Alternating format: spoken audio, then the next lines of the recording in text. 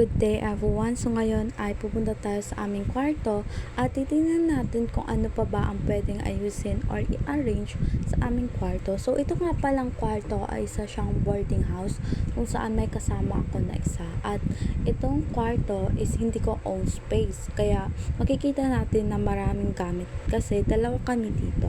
So makikita dito na simula sa mga makeup, dress, and hijab and so on ay hindi siya nakalatag or naka-arrange ng maayos. So, sisimulan natin sa mga dress or mga damit at i-arrange natin or i-hanger natin ito ng maayos at yung iba ay tutupiin natin kasi hindi naman siya kakasya dyan sa hanger. And ang struggle talaga na nag-boarding house is yung time management kasi ang pagbo-boarding house ay hindi siya kagaya ng nasa bahay ka kasi kapag nasa bahay ka meron kang mama na mag-aasikaso sa'yo kapag pupunta ka na ng school may maglilinis, and sa boarding house ay sariling gawa mo na siya or independent ka na kung saan ikaw na yung maglalaba, magluluto at yun nga, independence or time management. Kasi kapag pumasok ka sa school is pagod ka na, and kapag naman umuwi ka is pagod ka na ulit, kaya hindi ka na makakapagtupi or hindi mo na maaasikaso yung mga ibang bagay kasi mas gugustuhin mo nang magpahinga at matulog. Usually din kapag naka-boarding house ka, hindi mo na iisipin na kakain ka pag uwi mo kasi ang pinakauna mo talagang gagawin is hihiga ka and matutulog kasi yun ang hinahanap ng katawan mo. And also, hindi din uso sa boarding house yung 3 times a day kang kakain kasi sa sobrang pagod, tas may iniisip na mga allowance and private matter is hindi mo na maiisip. Kaya struggle talaga siya. So ngayon naman ay tutupiin ko na yung mga kumot at saka ayusin ko yung unan tsaka yung pinagstudihan ko.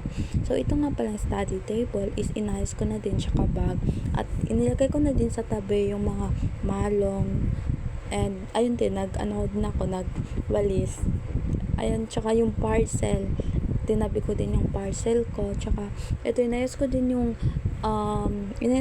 yung kumot ng katabi ko tsaka yung akin kasi space by space kasi dito, tsaka hindi naman siya masyadong malaki pero okay na din siya kasi comfy naman siya, comfortable naman siya sa aming dalawa, and spacious din siya, and advantage din siya na may free wifi kasi struggle din talaga magpa-load kasi imagine if magpa-load ka araw-araw, kukonsume talaga siya ng allowance mo. Kaya ito din, inayos ko na din yung mga gamit dito, nihanger ko na, tsaka yung mga bag, inayos ko, tsaka ito, mga damit ko naman ito and pants. So, inayos ko siya, inarrange, and itong table na to is matagal ko na talaga siyang hindi naasikaso kasi dati pa lang to nakalagay. So, ayan, nialis ko na yung mga laman, tsaka ayan, wawalisin ko to kasi madami ng alikabok, kaya ayan din, at saka binalik ko, and yung mga pinggan ayun din sa baba kaya inalis ko, tsaka yung mga makeup, yung present, yung outcome makikita dyan na ayan, sobrang linis na kasi kanina talaga nakakapagod talaga na yung pagod ka na sa school, tas pagod ka pa pag uwi mo, tas makikita mo yung hindi arrange.